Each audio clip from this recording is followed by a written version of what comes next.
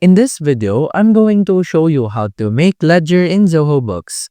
After successfully accessing your Zoho Books homepage, what we're going to do is we're going to create a system-generated report ledger. To do that, in the menu navigation on the left sidebar of the screen, simply navigate to Reports. And under Reports, go to Accountant. In Accountant, this will display various reports regarding or related to Accountant that you can generate. You can see in here, General Ledger. Simply click this.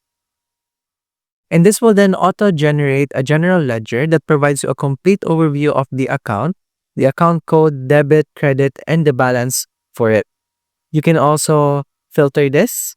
Let's say this year, report basis to cash, and click Run Report. This will system generate a report for your business. And that's about it. That's how to make ledger in Zoho Books. If you have any questions, please let me know down in the comments below, and I'll do my best to help you out.